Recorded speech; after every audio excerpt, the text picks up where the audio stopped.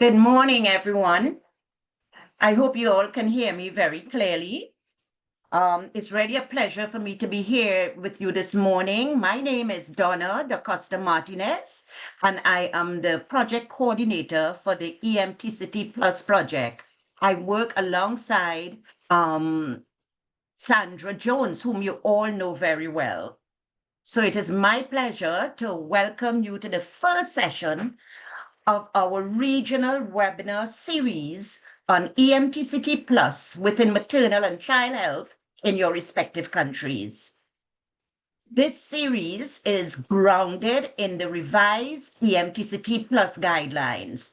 And you will recall that this is something that this training and this session in particular is something that you had requested when we met in Montego Bay earlier this year for our training.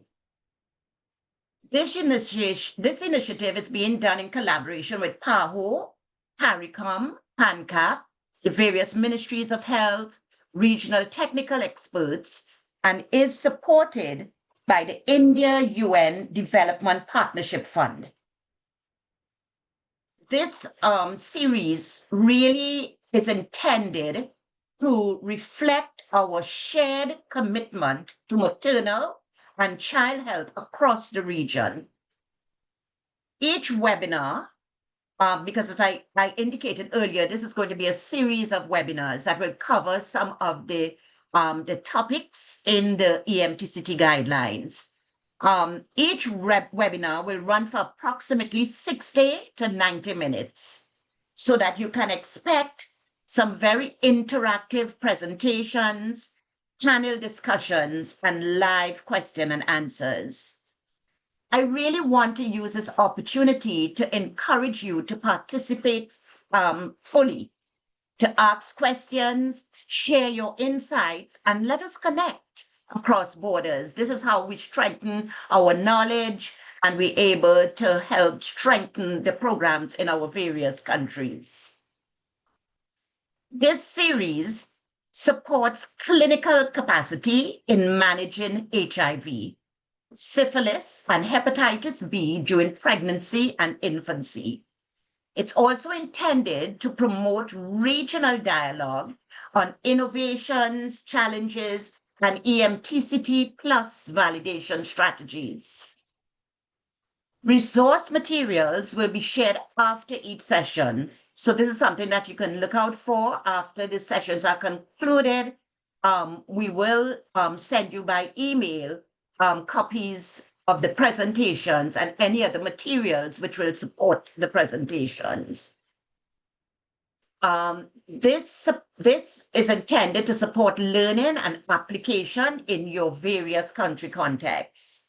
We're very honored to begin today's session with Dr. Shanti Singh Anthony, who is the coordinator of knowledge management and PANCAP, and I know who needs no introduction because you all are all very familiar with her.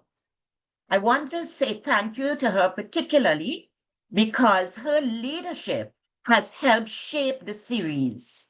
And so today she's going to provide you with an update on HIV care, looking specifically at optimizing management for all patients, including pregnant women.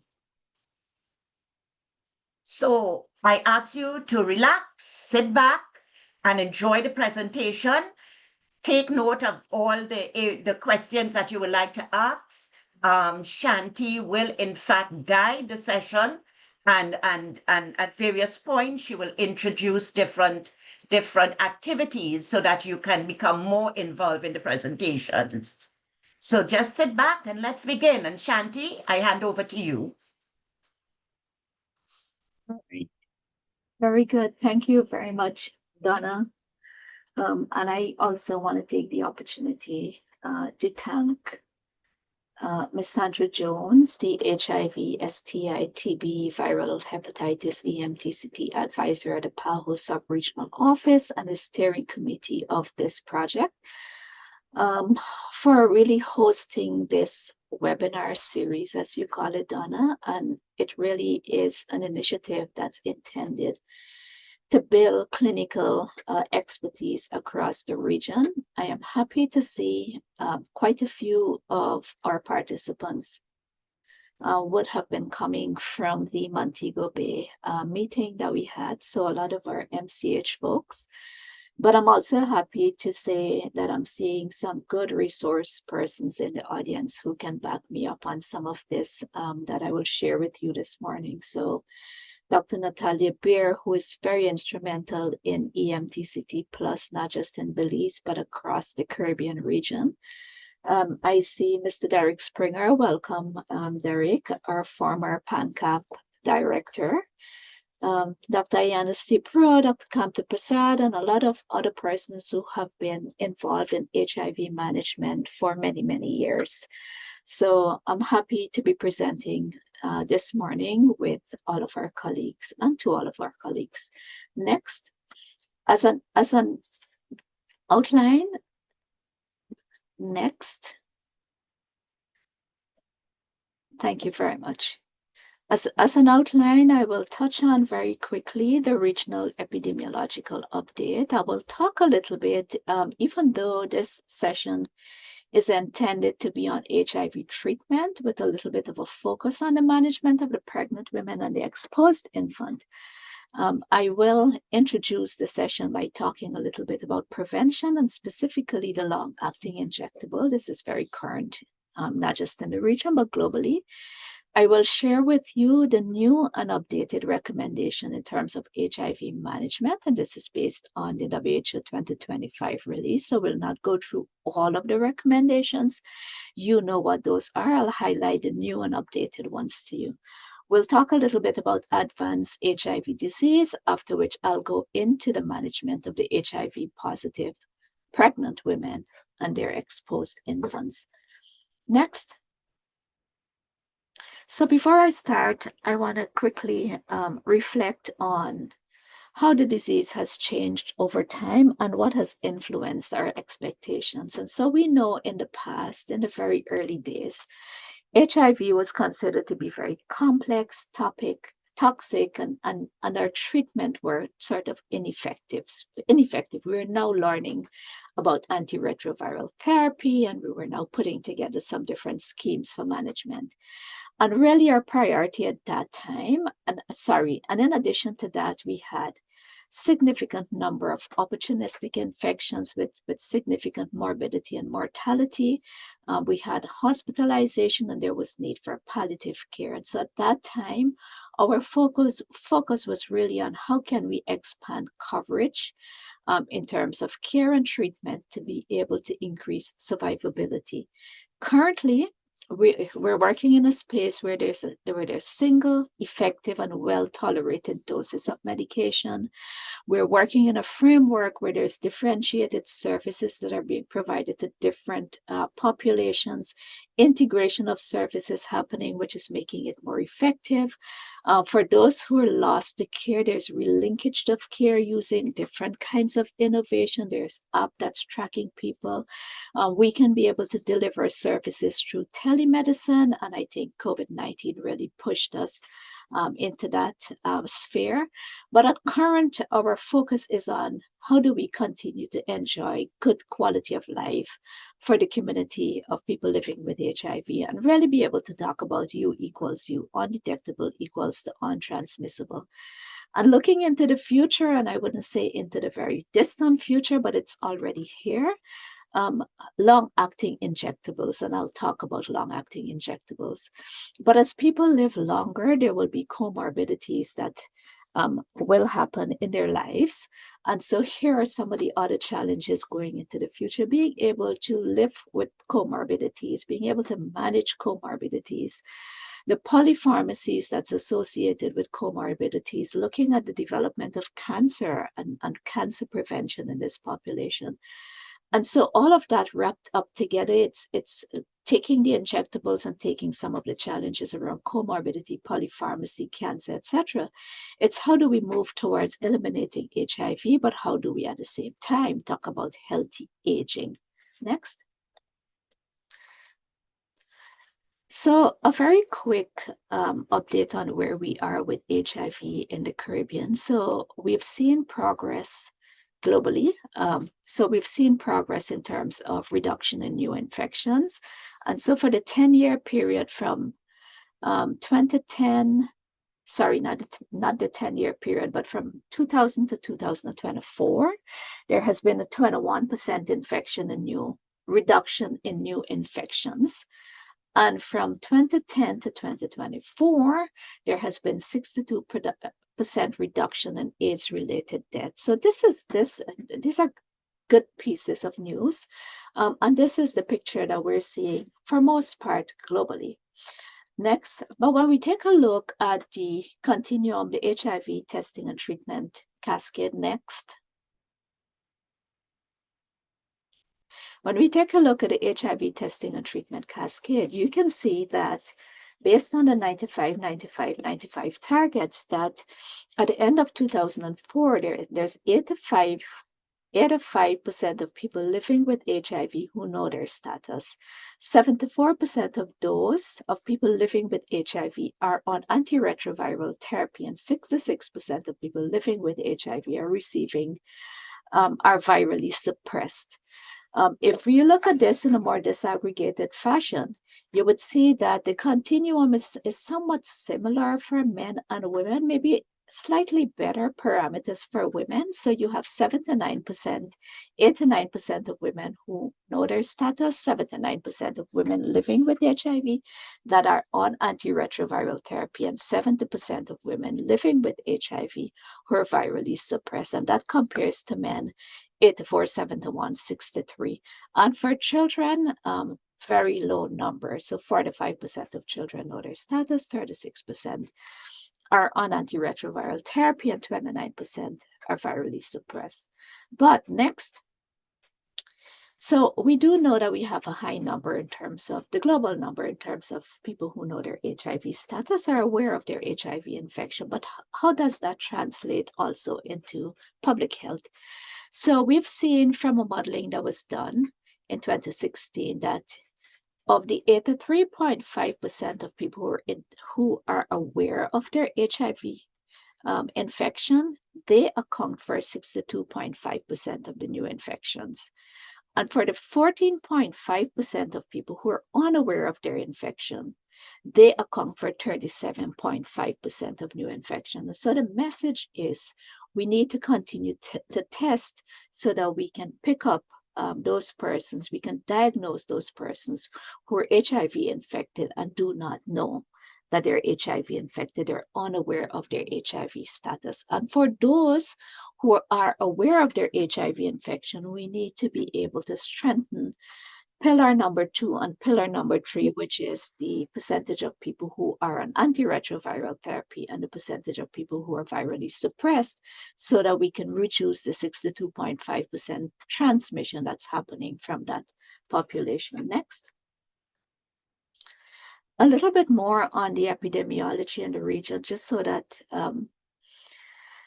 I can close off on this. So we know that in the Caribbean, we have a general HIV prevalence based on the prevalence, but we also continue to see that HIV disproportionately affects some of our key populations. And you can see here from studies across the region that the population for sex workers, the prevalence for sex workers, 3.6%.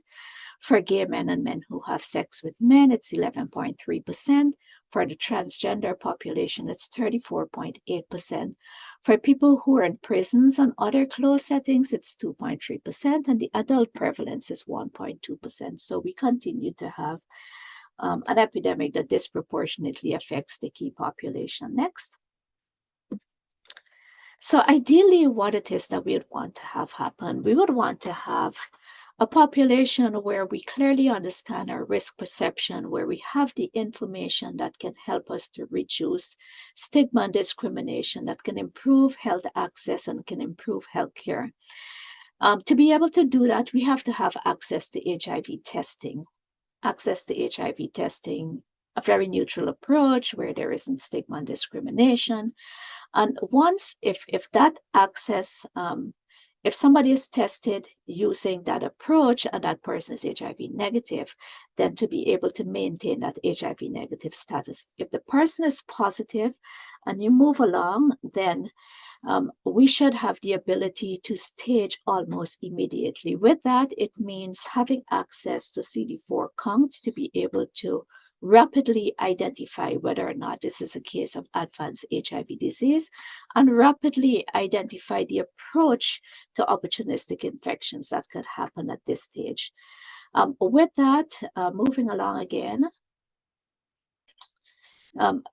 once the person is diagnosed, irrespective, and we'll go into the details later on in the slide, rapid initiation should commence. And so rapid initiation, meaning the person should be placed on ARVs the same day, or after 7 days in the cases of TB meningitis or cryptococcal meningitis.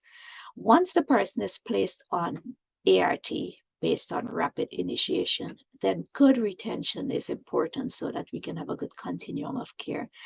All of that turns out well, then we can have undetectable equals untransmissible. We can have longer life expectancy for people living with HIV, better quality of life. And so with longer life expectancy and better quality of life, we can then focus our attention on managing the comorbidities that are associated with non-chronic communicable diseases and be able to manage aging so that there's healthy aging. And so ideally, this is what we're looking at, and we'll see how this pathway changes if this doesn't happen. And as a starter, how this doesn't happen next. While we do have, sorry, go back.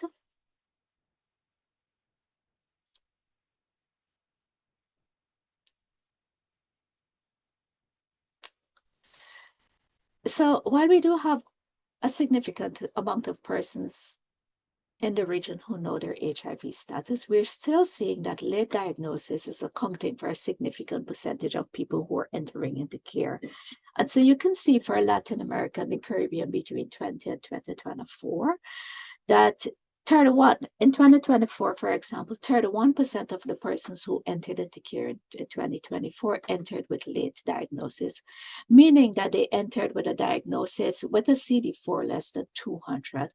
And so what is the impact of late diagnosis? You can see from the graph on your right-hand side that the probability of survivability is significantly greater in persons who are presenting with a CD4 greater than 200 and without AIDS compared to those who enroll with a CD4 less than 200 and with AIDS. And so also you can see from that slide that the decline in survivability over the years is much steeper in those persons who present with a CD4 less than 200 compared to those who present with a CD4 greater than 200. And so we will go into advanced HIV disease, but here is one of the challenges in terms of testing. We're testing, but we're testing people and persons are presenting very late for treatment. Next. So quite a few of the recommendations that I will present will come from the updated recommendations released in this document that you can see on your screen. And this release was done in July 2025 by WHO and includes recommendation on HIV, STI, testing, prevention, treatment, care, and service delivery. And you can actually scan the barcode and have access to the document. We will share the slides. We will share the slides at the end of the presentation so you can have access to the different slides and the barcodes that will be presented here.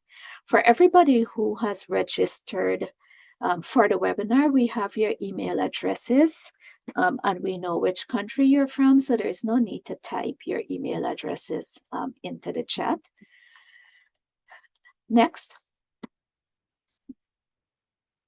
So while we're doing well in terms of the first 95 persons getting tested in the region, and I've just mentioned the issue of late presentation, the diagnosis of advanced HIV disease remains high because of that specific reason. But I wanted to share before I get into the treatment aspect, share a sort of a reminder on the testing. And so it's not a new recommendation. It is what you have been doing in countries. And I'm sure this is the algorithm that most of you are using. But just a reminder of WHO recommended 3-test algorithm, where test one, and this is a rapid testing algorithm. So this is to get your diagnosis as quickly as possible. So step one, the screening test, is a highly sensitive rapid diagnostic test. And it's highly sensitive because it pulls in all of the positives. So it's really there to detect all of the positive with a high sensitivity. Test 2 and test 3 are the tests with high specificity.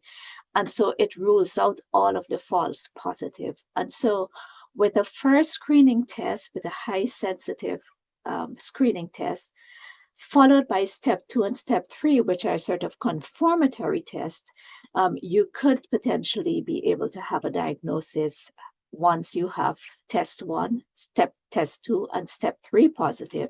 Then you can report somebody as HIV positive. And so, like I said, this is not new. You have been using this in your programs for most part. Next, what is new? What is new is the recommendation around self-testing. And so WHO recommends HIV self-testing may be offered as an additional option for testing in your facilities. And I know that many of our countries have been onboarding self-testing. The second recommendation is very interesting, that HIV self-testing may be used to deliver pre-exposure prophylaxis, including for the initiation, reinitiation, and continuation. And so if you go back to the WHO recommended 3-test algorithm and you use that, you can then apply that algorithm and be able to initiate, reinitiate, and continue persons on pre-exposure prophylaxis. And syphilis self-testing is suggested as an additional approach to syphilis testing services. And I'm mentioning syphilis here because when we get into the EMTCT component, while we're not talking about syphilis in this presentation, as Donna said, this is a lecture series or a webinar series, and syphilis will be coming up very soon. Next.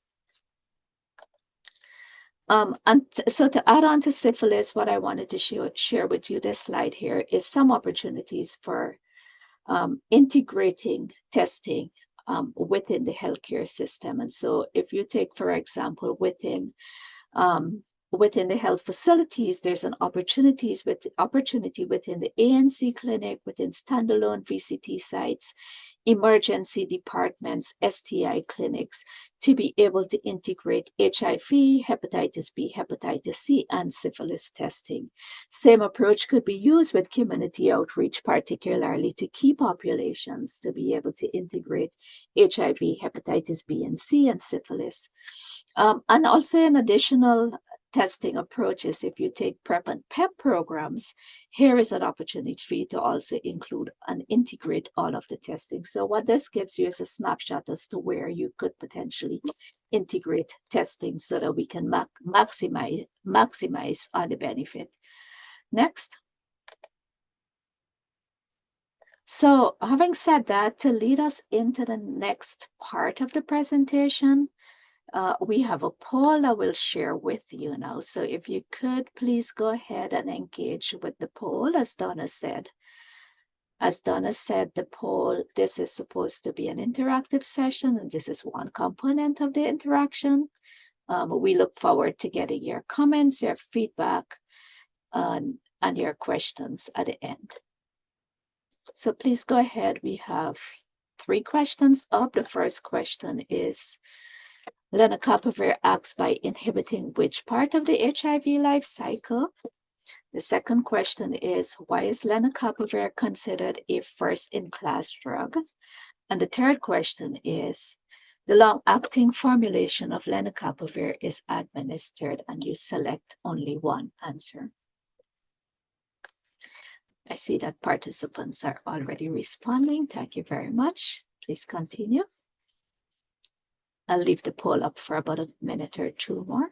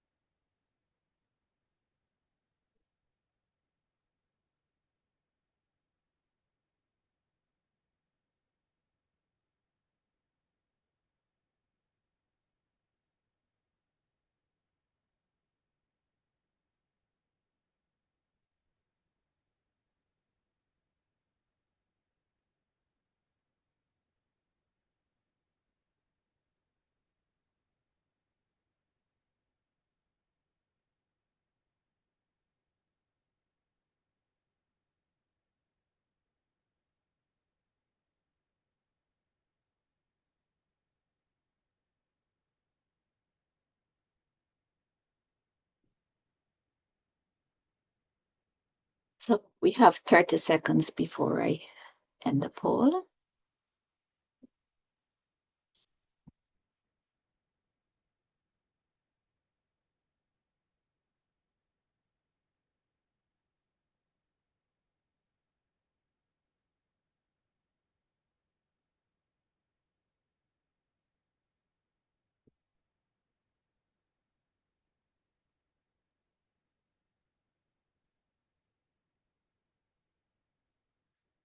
All right, so let me take them one at a time. So the first question asks, lenacapavir acts by inhibiting which part of the HIV cycle?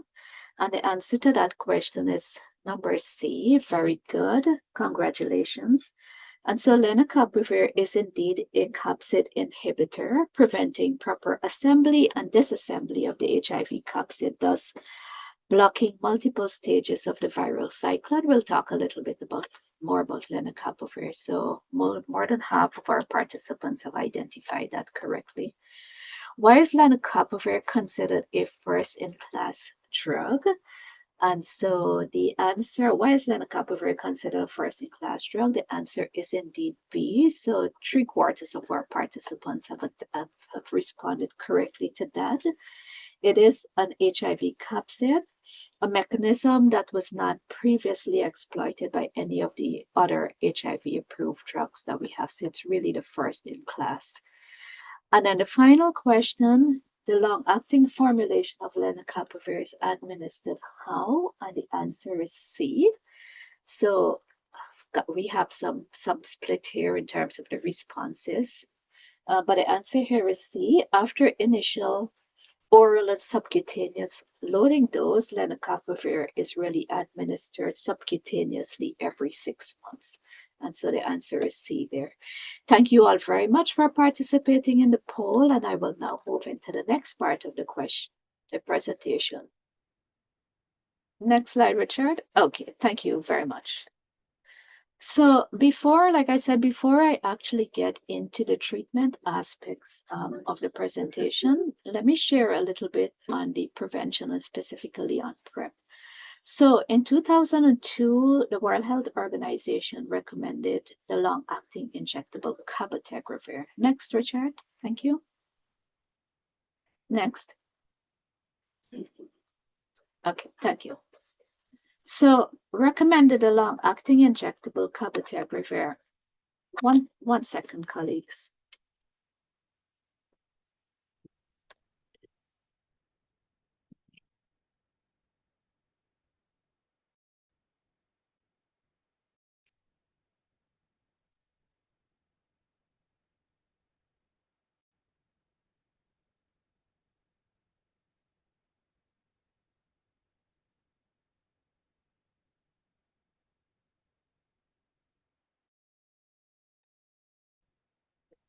Thank you very much.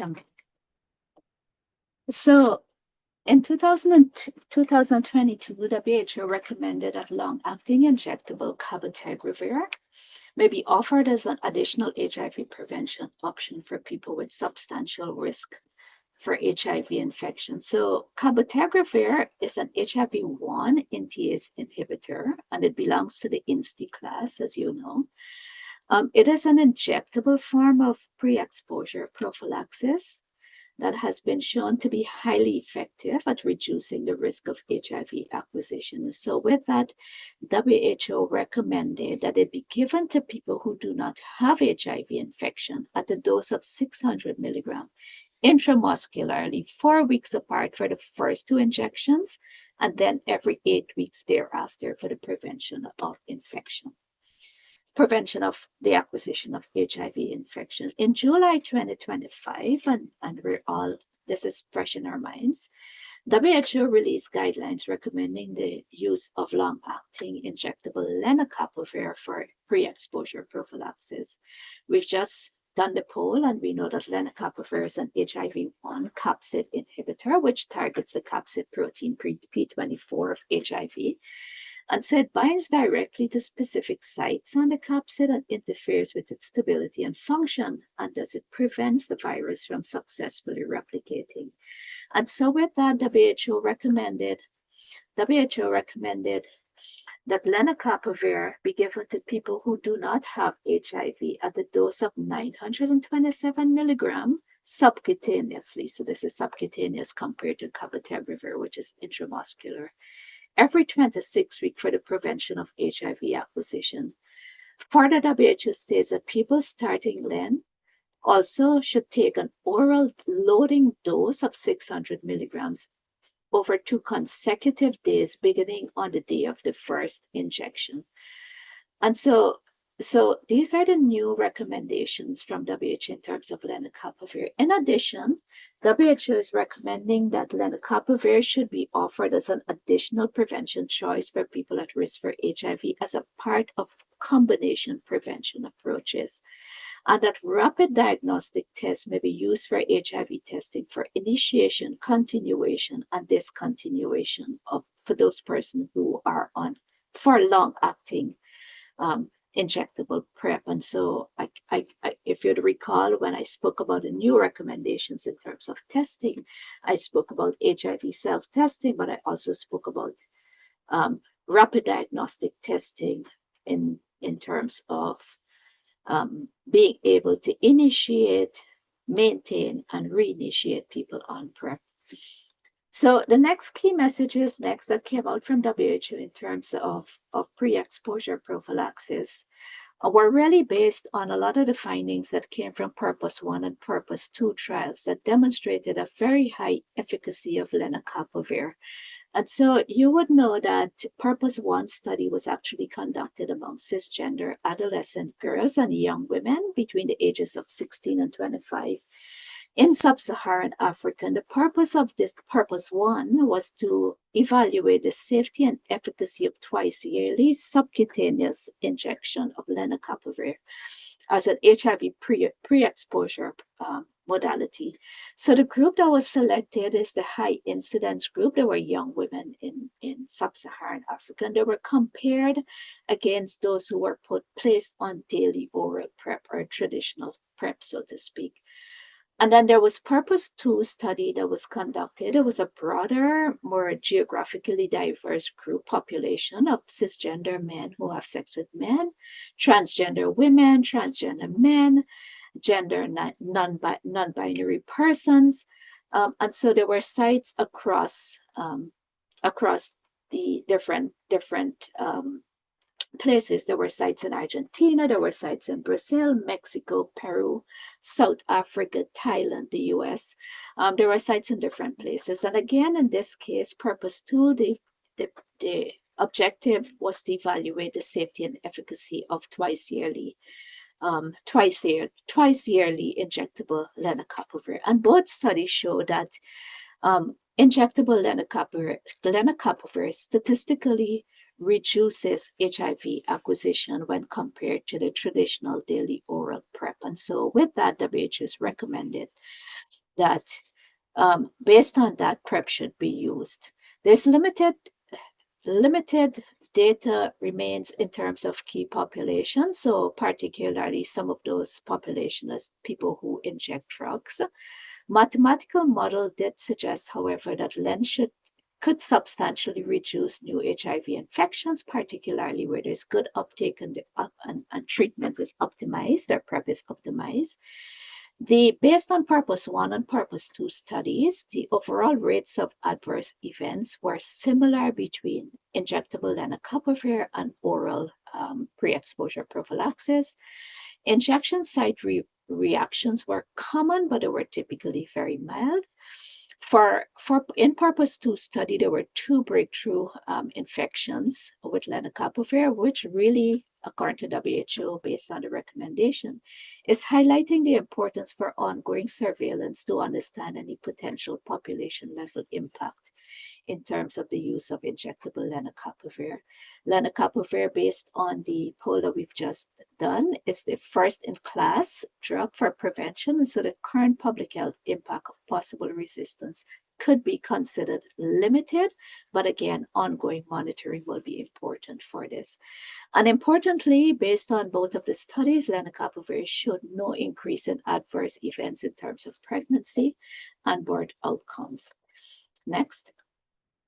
The next two key messages in terms of lenacapavir is that the preliminary evidence suggests that lenacapavir has no clinically meaningful interactions with hormonal contraception or gender-affirming hormone therapy. And so like I said, it's recommended for the transgender population. And lenacapavir likely results in little to no difference in STI incidence compared to oral pre-exposure prophylaxis. And we've seen that in both Purpose 1, Purpose 2 study, and Purpose 1 study. For both arms, it was comparable for gonorrhea, chlamydia, and for trichomonas, and in Purpose 2 study, it was comparable in both arms, the lenacapavir arm as well as the oral PrEP arm for gonorrhea and for chlamydia. Next. So I'll continue now that I've touched on lenacapavir and a little bit on testing and prevention. I'll move over to treatment. And so for treatment, I want to start next with a very quick reminder of the WHO disease staging. And I like this because it's very clinical. It's something that we can use in our clinical practice. And so as a reminder, stage 1 is persons who are asymptomatic but could have persistent generalized lymphadenopathy. Stage 2, it's moderate unexplained weight loss, less than 10% of the presumed body weight, with a number of other clinical manifestations that can be there. Clinical stage 3 is unexplained severe weight loss, so greater than 10% of the presumed body weight, with more serious clinical complications, so persistent oral candidiasis, pulmonary TB, and a host of other clinical manifestations. And stage 4, which is the final stage, someone can present with HIV wasting and very complicated, disseminated opportunistic infections. Because of how well we've advanced in treatment, we're not seeing persons presenting with clinical stage 4, sometimes not with clinical stage 3, but I want to remind us that we do have people who are coming in with advanced HIV disease. Having said that, what is WHO recommending in terms of when to start? And so ART should be initiated for all people living with HIV, regardless of their WHO clinical stage and at any CD4 count. And there should be rapid initiation. It should be offered to all people with HIV following a confirmed diagnosis and a clinical assessment. Rapid initiation in this instance is next. Rapid initiation is defined as initiation within 7 days from the date of diagnosis of HIV. And for people with advanced HIV disease, which we'll talk about, priority should be given to their assessment and to their initiation. ART should be offered on the same day to people who are ready to start treatment. Next. Timing of ARVs of initiation could vary. So by and large, for all adolescents, adults, and children living with HIV, ART initiation should be offered and should happen on the same day.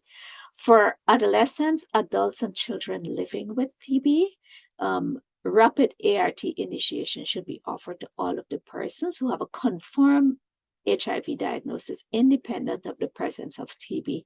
And so the exception for that would be persons with central nervous system disease such as meningitis. And so again, being able to initiate as early as possible with some caveats. Adolescents, adults, and children being treated for HIV-associated TB, ART should be started as soon as possible within the first 2 weeks of initiating TB treatment.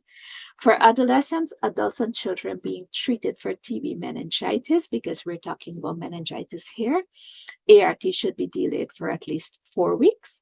For people who are already diagnosed with TB but not receiving ART or TB treatment should be started first and then ART initiated.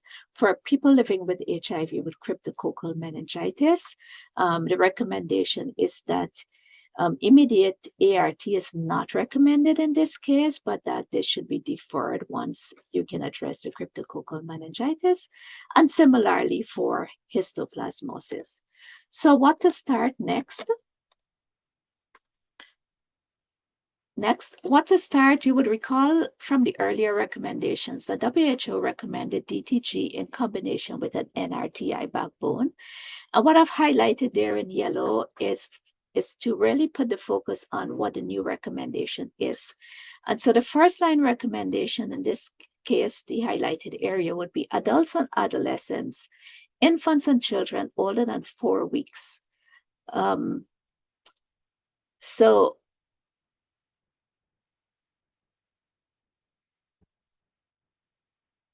Right, yes. So the WHO next.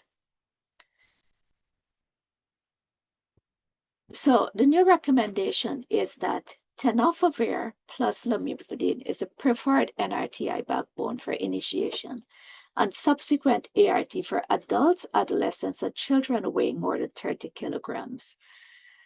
So this includes people who were previously treated with or exposed to tenofovir and zidovudine.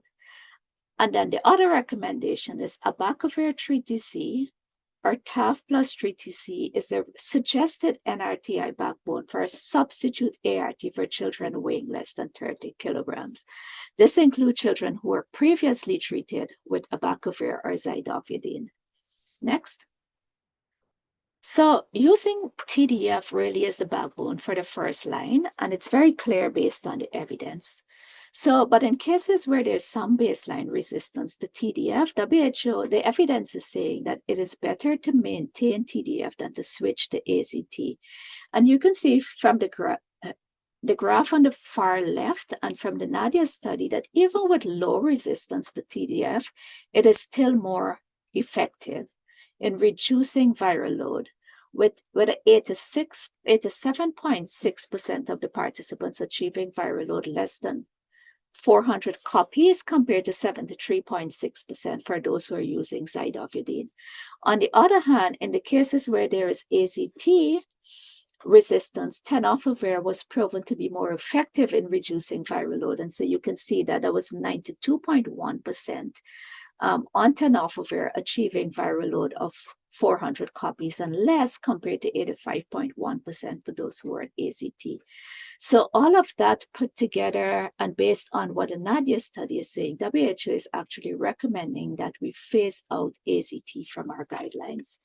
Next. So AZT, next. So in terms of the first line, it is the NRTI backbone plus DTG, and we've all been using this in our guidelines. So it's NRTI plus, it's TLD, right? So, but just to emphasize that TLD is one of the most potent drug. The evidence is clear. So there's great potency in terms of being able to achieve the maximum reduction in viral load among all of the ARVs that have been examined, which is on the graph on the left. But in addition to that, the graph on the right is showing that there is not only is the reduction greater than all of the ARVs, but there's more of a rapid reduction. So once you start a patient on DTG, that decline in viral load is really much more rapid than when compared to other ARVs. Next. In addition to NRTI and dolutegravir, the WHO has recommended preferred and alternative protease inhibitor options when needed.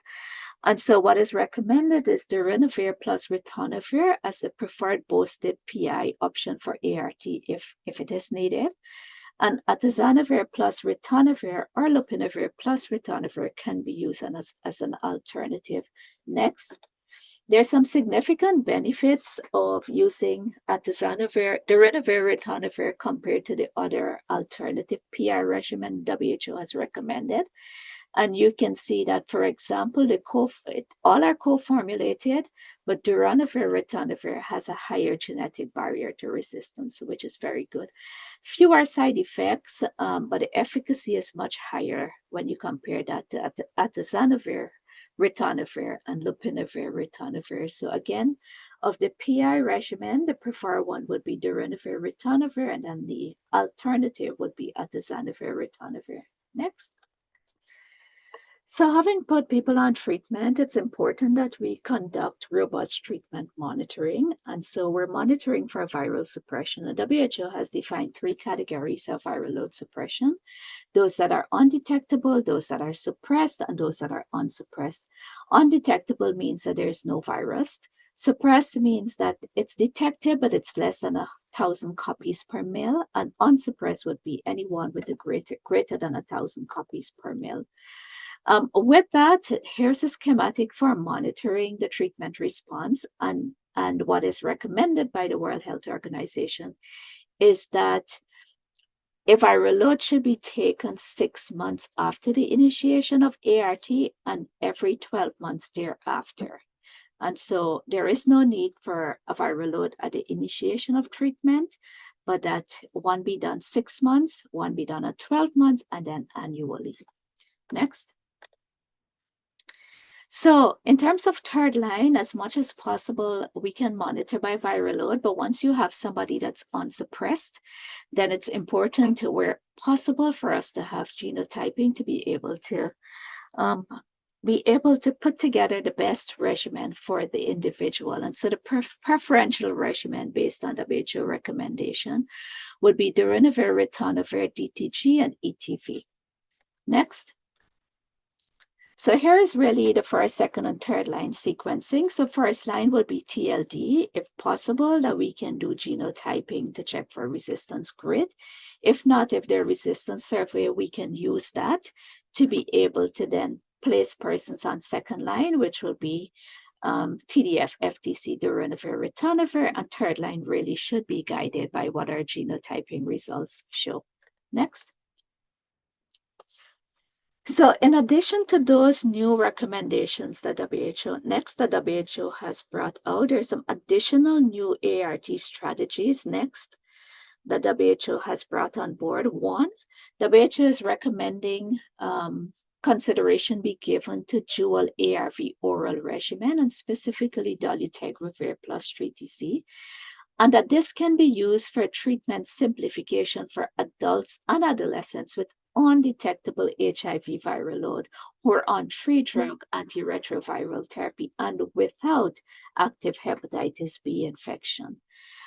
And also, we have spoken about cabotegravir and lenacapavir for PrEP, but WHO is also recommending long-acting injectable cabotegravir in combination with rilpivirine to be used as an alternative switching options for adults and adolescents with undetectable HIV viral load on oral ART and without active hepatitis B infection.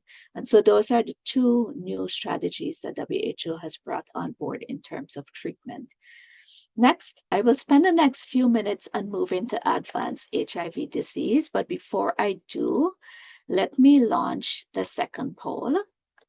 And so if you can take a few minutes, maybe two to 3 minutes, we have 3 questions for the second poll. If you can take a few minutes to answer the second poll, that would be great. Thank you.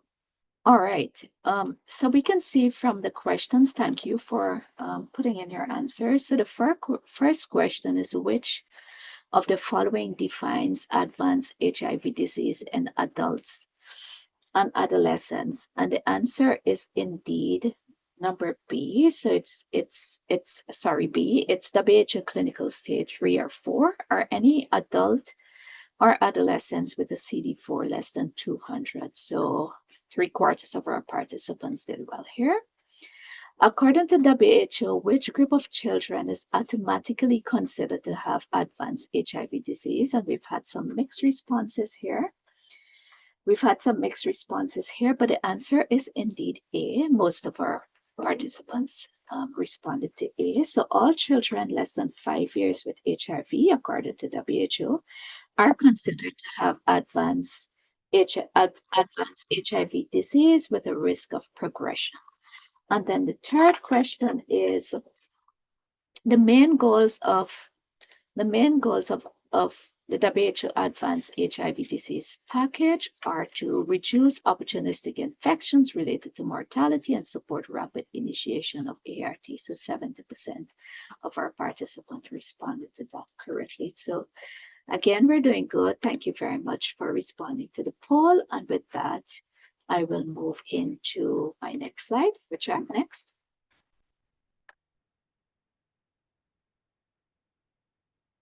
So the next slide, one second for me, so I can remove this poll from my screen. Thank you. So we did the poll, and so we know what advanced HIV disease is. It is a patient with CD4 less than 200 without ART, WHO staging 3 or 4, or children less than 5 years of age who are not on ART treatment. Next. So if we go back, next. Right, yeah. So reflecting on this schematic that I showed at the very start of the session, you can see from here that if there are challenges along the way, then what will result is that we will have people coming in or persons coming in with advanced HIV disease. And what this means that we have seen what this means. In the Caribbean, there are an estimated 5,100 HIV deaths, and most of them are preventable. Next. And similarly, next. Right. And so for HIV, back, Richard, please. For HIV mortality in the Caribbean, like I said, it's about 5,100 deaths. In the Caribbean, we have seen a percentage reduction, but the rate remains high. Next. And so while there has been a reduction in HIV incidence and mortality, and we can see that, so the increase are actually in countries, and this is not just for the Caribbean, but this also includes Latin America. The red columns or the red bars would demonstrate an increase, and the top half of the slide or the top graph speaks the change in new infections in the 10-year period, and the second half speaks the change in AIDS-related deaths. And so the red columns show where there's an increase in incidence and an increase in mortality. But on the second half of the graphs, you can see how we have been doing well in terms of reduction in new infections and reduction in mortality. So again, like I said, there has been a 57% reduction in AIDS-related mortality. But next. The caveat is, while incidence of AIDS-related deaths have declined in the last 10-year period, what we have noticed in the same 10-year period is that AIDS-related hospitalization, or the profile of AIDS-related hospitalization, has remained the same, and that's primarily because of the profile of opportunistic infections. So on the left-hand side, the graph is from a study that looked at causes of death of hospitalization among all people living with HIV worldwide. But when you begin to unpack these two graphs, what you're seeing is that 27% of people were hospitalized because of TB. You had 15% were hospitalized because of toxoplasmosis, and you had 13% were hospitalized because of cryptococcal meningitis. And if you look on the right-hand side, you're seeing almost a similar picture in terms of opportunistic infections. And 10 years later, what this is really saying to us is that despite the improvements in ART access, people living with HIV continue to get hospitalized at significant rates. And so mortality, despite the progress that we're seeing in mortality because of these advanced HIV diseases, because of late presentation, because of these opportunistic infections, that we will continue to have mortality. And whereas if these were addressed, that maybe the progress that we're seeing in mortality would have even been greater. Next. Oh, okay. So I do have one final poll. Let me see. And this is a short one. This is just one question. So let me go into the poll.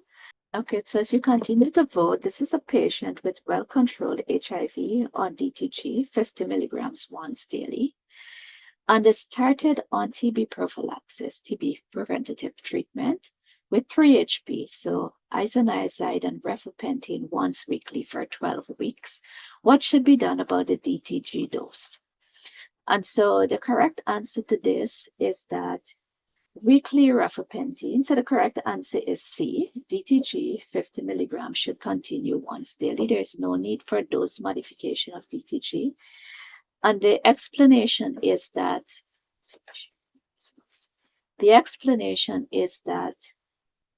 weekly rifapentine, so weekly rifapentine, as in the case of 3-HP for prophylaxis in this patient, can cause minimal induction, so there is no need to adjust DTG. The recommendation is different for treatment, and so the caveat here is because this is weekly rifapentine, there is no need to adjust. And so we did have close to 40% of our attendees who correctly responded to this poll. Okay, so let me go very quickly into some of the slides as I try to wrap up here.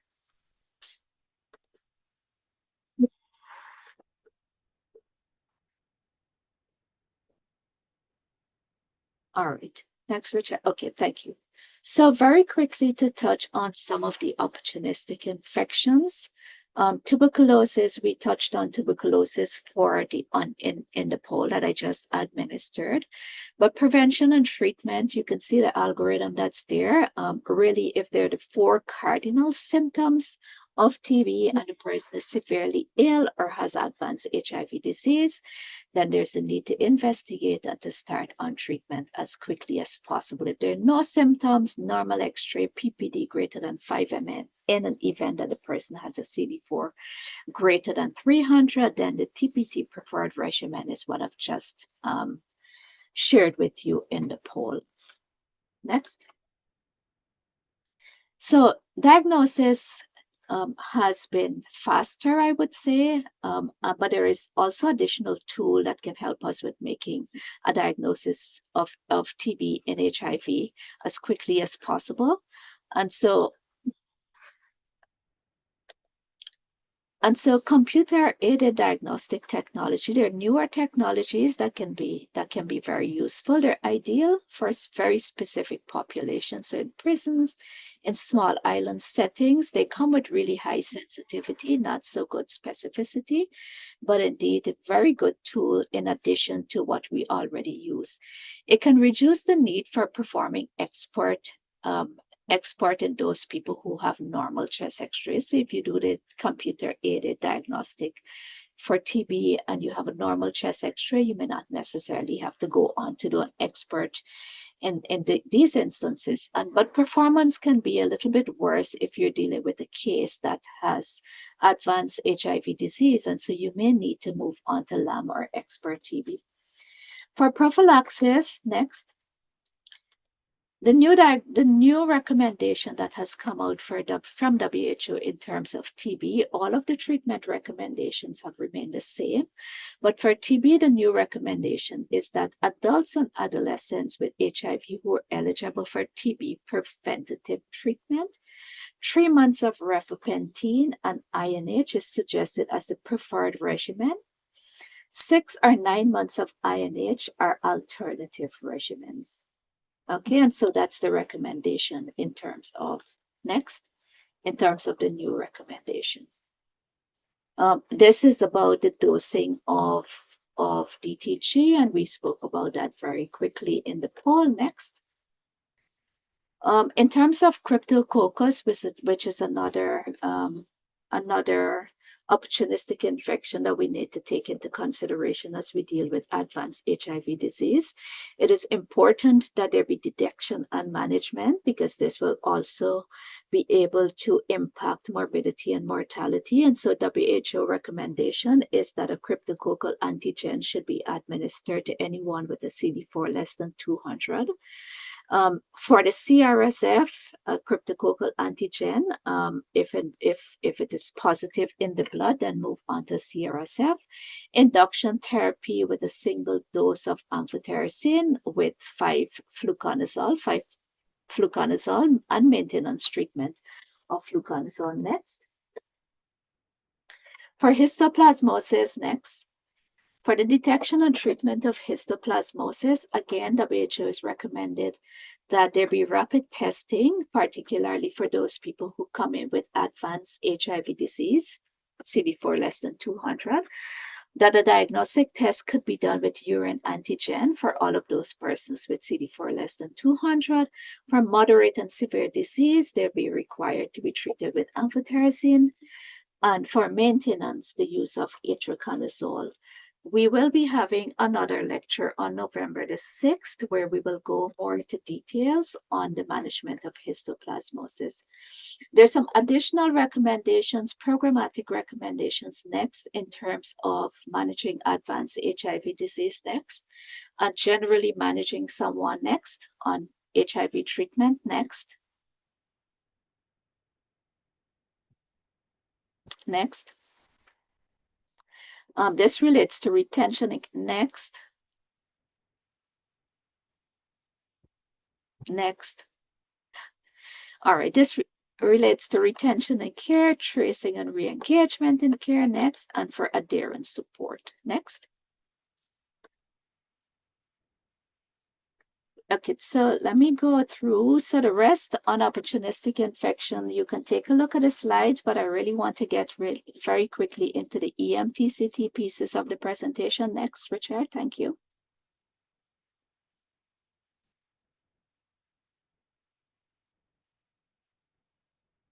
Next. Okay, so here are some of the resources. If you can go back, here are some of the resources in terms of opportunistic infection and advanced HIV disease. If you can go back, please.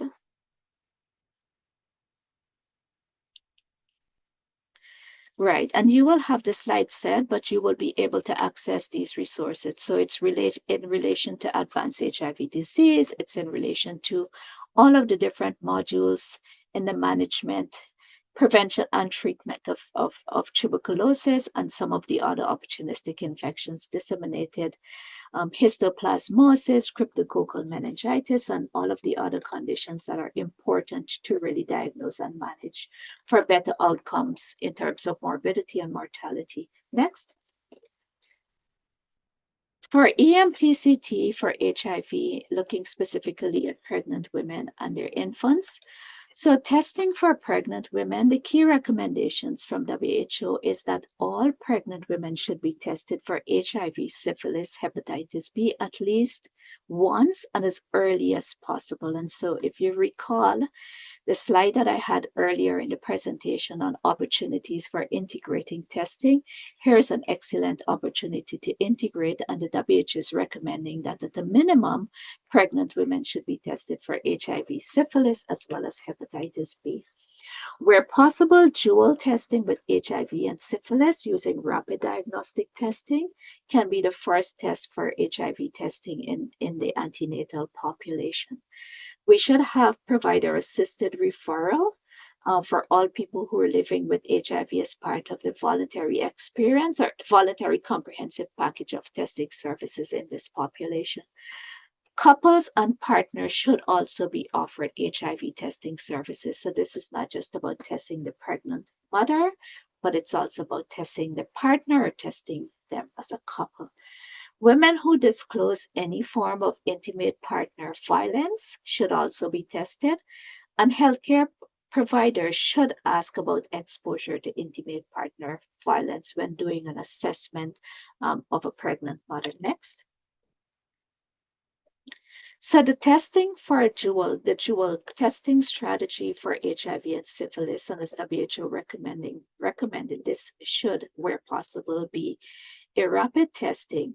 You can see from this algorithm that because this is a rapid testing, you can move from point A of the algorithm to point B of the algorithm. So the very first step with dual HIV syphilis testing, if you have an HIV negative but syphilis negative, then you can report that as an HIV negative and syphilis negative.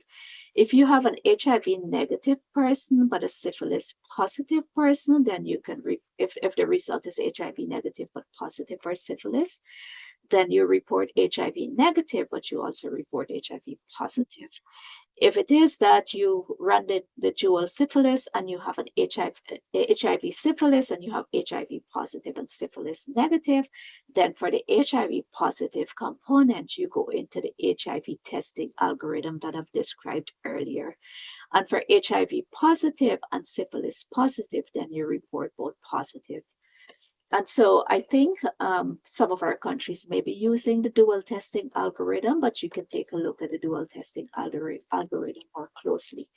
In terms of HIV prophylaxis next for EMTCT, WHO is recommending that ART should be initiated urgently among all pregnant and breastfeeding women living with HIV, even if they're identified late in pregnancy or postpartum, because the most effective way to prevent HIV vertical transmission is really to reduce your maternal viral load. And then the second recommendation is that ART should be initiated for all pregnant women with HIV, regardless of what their WHO clinical stage is saying or what their CD4 result is saying. So irrespective of clinical staging or CD4, a pregnant mother should be placed on ART as soon as possible.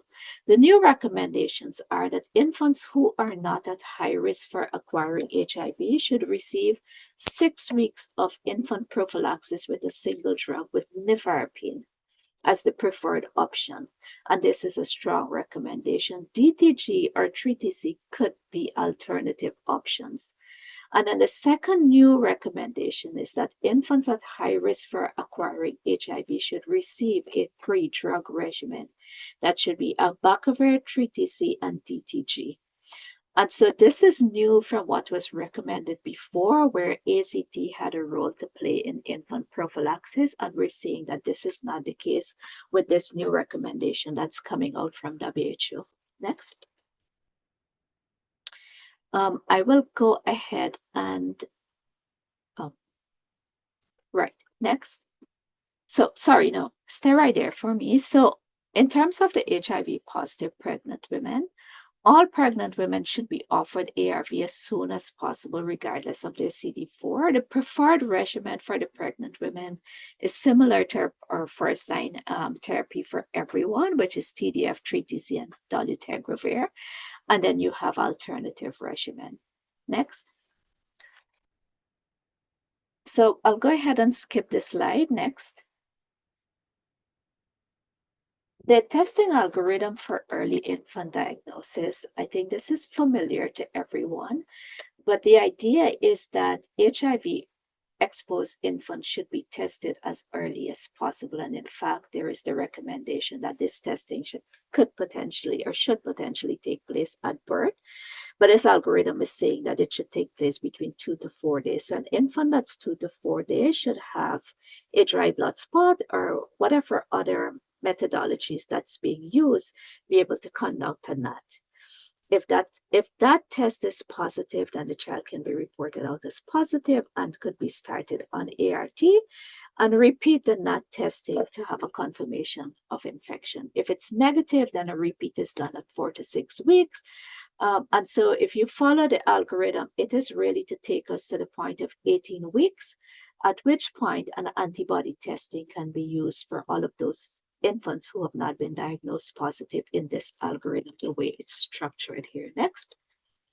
So based on the risk stratification, babies who are at high risk for HIV are babies who are born to HIV-infected women who've had less than 4 weeks of ART at the time of delivery, or born to HIV-infected women who have viral load greater than 1,000 copies. Next.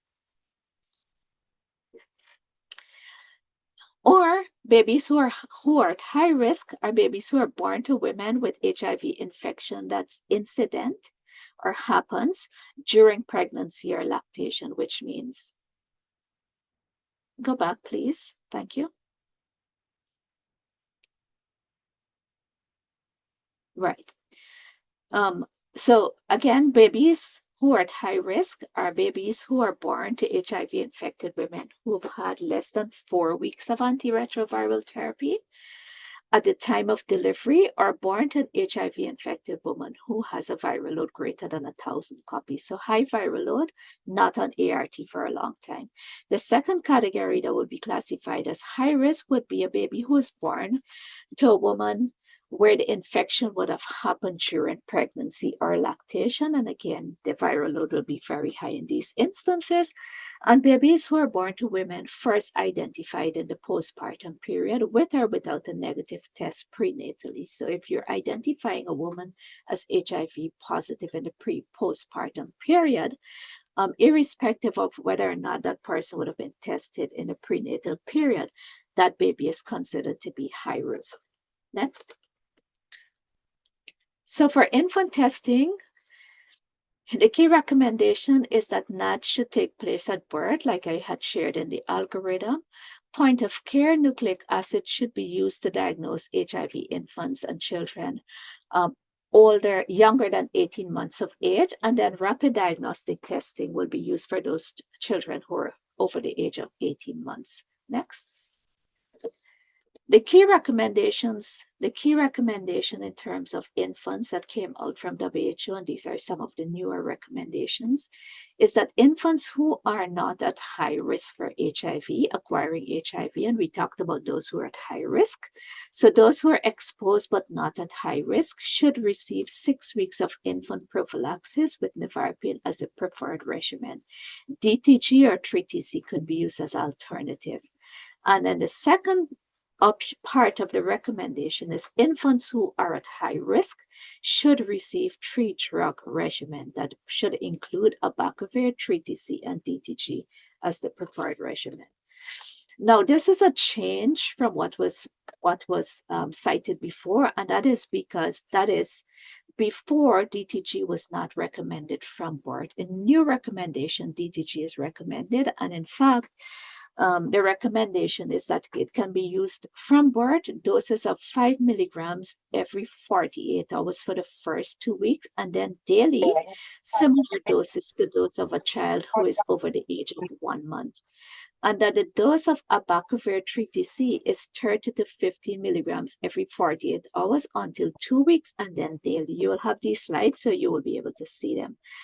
And then when you look at how you can calculate that in terms of the pill, you will see from 0 to 2 weeks, quarter of a abacavir 3TC every 48 hours, and half of a pill of DTG every 48 hours. And from 2 to 4 weeks, half of a pill and half of a pill of abacavir 3TC and of DTG. Next. And then finally, in terms of EMTCT for infant feeding, the recommendation is that in settings in which the national program recommends replacement feeding, mothers living with HIV who are receiving ART and have suppressed viral loads, this is important, should be offered a choice to breastfeed and be supported in their infant feeding choice. I know this particular area has had a lot of this discussion in the region, but this is the WHO recommendation. And again, I want to emphasize suppressed viral load. The second recommendation from WHO is enhanced community and facility-based support intervention may be offered to mothers living with HIV who are breastfeeding so that you can optimize their ART adherence, improve retentions of mother and infant pairs in care, and optimize breastfeeding. And then the final recommendation is that breastfeeding infants who complete their 6 weeks of 3-drug regimen should follow up with single drug prophylaxis for the remainder of their breastfeeding period or until the mother has achieved suppression of viral load with nevirapine as the preferred option for the infant prophylaxis and DTG or 3TC as alternative options. And so those are the recommendations in terms of infant feeding. And like I said, we've had quite a bit of discussion on those, and I'm sure that, we'll continue to have the discussions on breastfeeding. On infant feeding, and then the final slide is new recommendations that also have come out from WHO in terms of HIV service delivery. And I did start off the presentation again looking at where we were, where we are, and what the future looks like. And so WHO has now released guidelines on service delivery that takes into consideration addressing diabetes and hypertension and chronic non-communicable diseases, And so the recommendation is that diabetes and hypertension care should be integrated into HIV services, and what that integration looks like may vary from country to country. The new recommendation is that mental health care for depression, anxiety, alcohol use, and disorder should be also integrated into HIV services. And the updated recommendation from 2016 is that adherence support intervention should be provided to people on ARVs, and there's a list of interventions that is recommended by WHO: counseling, reminder, tailored support from peers and lay persons, education, and all of the different supports that we know we provide to people through an antiretroviral therapy. So in summary, there is a reduction in HIV incidence and mortality in the Caribbean. We do continue to have late diagnosis. It does persist, 31% in 2024 for Latin America and the Caribbean. The profile of AIDS-related hospital admissions has remained unchanged, and we've seen that TB in the last 10 years continues to be the most common cause. And of course, this is all related to the advanced HIV disease and late diagnosis. But we do have the tool. We have rapid testing for histoplasmosis, for crypto, and for some of the opportunistic infections that we've talked about. And so advanced HIV disease can be prevented. We need to get persons tested earlier. We need to bring people earlier into care. HIV-related mortality can be prevented again with some of these point of care. There are new recommendations with more efficacious treatment for the general population for HIV, for TB prophylaxis. There are new recommendations in terms of the use of DTG and rifapentine, and the recommendation of phasing out ACT. And there are new recommendations in terms of managing the exposed infants and breastfeeding, again with also DTG. And so that too can put us in a place where we can advance faster to EMTCT, not just in the region, but globally.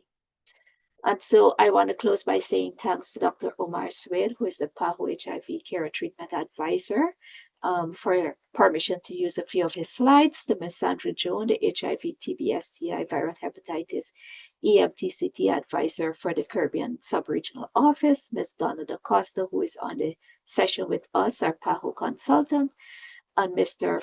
Richard Francois, who is our communications specialist at the PANCAP Coordinating Unit and has been navigating us through all of this.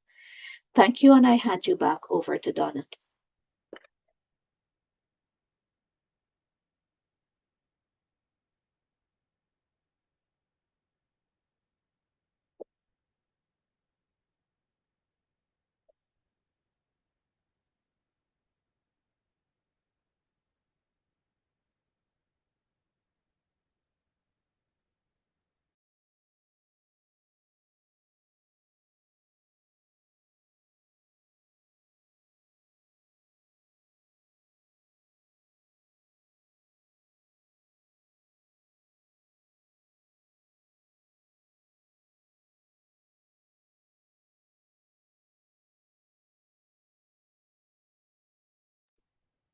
Richard, is Donna on the call? Donna? Yeah, I'm seeing that she's still here. I was Okay. talking away. She didn't realize what happened. My apologies. My apologies. Donna, Yeah. thanks.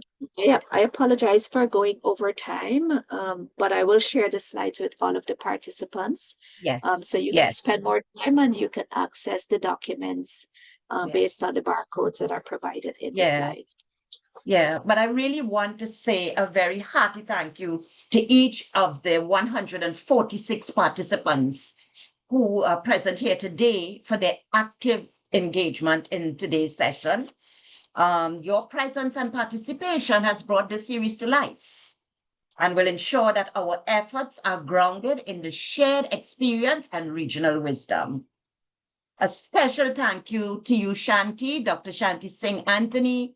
We deeply appreciate the effort you have put into preparing this session. Your presentation was clear, insightful, and delivered with such effectiveness. Thank you for helping us to launch this series with purpose and clarity. I also want to extend our heartfelt thanks. To Sandra Jones. I know she would have liked to be here today. Sandra is, as Shanti says, is our advisor for HIV, STI, TB, and viral hepatitis for the Caribbean Sub-Regional Office. But unfortunately, or fortunately, she is out in the field doing more of this work. Her constant support and unwavering commitment has been instrumental in shaping this project. We gratefully acknowledge the India-UN Development Partnership Fund, whose generous support made this series possible, and to all our partners across the region. Shanti, you mentioned some of them in the beginning, oh my God. Okay, I just wanted to say a special thank you to an individual, but I will leave it like that for the time being. Thank you for your collaboration, your leadership, and your dedication to strengthening EMT City Plus efforts. We invite you to continue this journey with us through the monthly webinars ahead. You heard earlier that Shanti mentioned that on the 7th of November, there will be another webinar. Please look out for it. And I hope tell all your friends, and I hope we can get a large participation again, as we did today. I want to urge you, when you receive the evaluation questionnaire, which I'm going to send out to you together with the presentation, please, it's important that you take a few moments to complete it. Your feedback will help us understand how best to support your work, respond to your needs, and strengthen collaboration across countries. Let's keep the dialogue going. Let's keep learning from one another. And let's keep building the clinical and strategic capacity needed to achieve EMTC Plus validation across our region. So until next time, we thank you very, very much. Take care and enjoy the rest of your work week.